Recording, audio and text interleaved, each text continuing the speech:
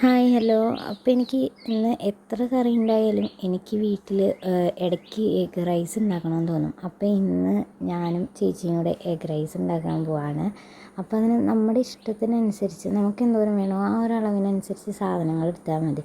ഞാനൊരു സവോളയും ഒരു തക്കാളിയും ഒരു പച്ചമുളകാണ് എടുത്തത് കേട്ടോ. എന്നിട്ട് അതെല്ലാം അരിഞ്ഞ് അടുപ്പത്ത് എണ്ണ വെച്ച് അത് ചൂടായി അതിലേക്കിട്ടു. ഇപ്പം ആവശ്യാനുസരണമുള്ള പൊടികളും അത് വരണ്ട് വന്നതിന് ശേഷം ഞാൻ ചേർക്കണേ മഞ്ഞൾപ്പൊടി, കുരുമുളക് പൊടി, ഗരം മസാല, മുളക് പൊടി ഇത്രയാണ് ചേർത്തത്.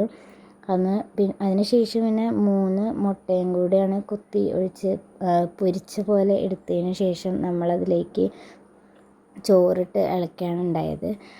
പിന്നെ എനിക്കൊരു കാര്യം പറയാനുള്ളത്, ഇനി മുതൽ എൻ്റെ വിശേഷങ്ങൾ മാത്രമല്ല എൻ്റെ ചേച്ചിയുടെ വിശേഷങ്ങളും കൂടെ നമ്മൾ യൂട്യൂബ് ചാനലിൽ പങ്കുവയ്ക്കും. ഞങ്ങളെ രണ്ടുപേരെയും ഒരുപോലെ തന്നെ സപ്പോർട്ട് ചെയ്യുക. ഇനിയും എൻ്റെ ചാനൽ സബ്സ്ക്രൈബ് ചെയ്യാത്തവർ സബ്സ്ക്രൈബ് ചെയ്യുക, എൻ്റെ വീഡിയോസ് ലൈക്ക് ചെയ്യുക, കമൻറ്റ് ചെയ്യുക, ഷെയർ ചെയ്യുക.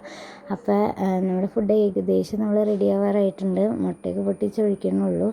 അതൊക്കെ കഴിഞ്ഞ് നമ്മൾ ചോറൊക്കെ ഇട്ട് പാത്രത്തിലേക്ക് പകർത്തി അങ്ങനെ കറി ഉണ്ട് എന്നാലും ഇല്ലാഞ്ഞിട്ടൊന്നുമില്ല. എനിക്ക് ഇടയ്ക്ക് ഇങ്ങനെ മുട്ടച്ചോറൊക്കെ ഉണ്ടാക്കി ഇങ്ങനെ കഴിക്കാനായിട്ട് തോന്നും. വീട്ടിലായിരിക്കുമ്പോൾ മിക്കപ്പോഴും ഞാൻ ചോറുണ്ടാക്കാറുണ്ട്. അപ്പോൾ ടേസ്റ്റ് ചെയ്ത് നോക്കിയപ്പോൾ നല്ല ടേസ്റ്റായിരുന്നു. കൊള്ളാം.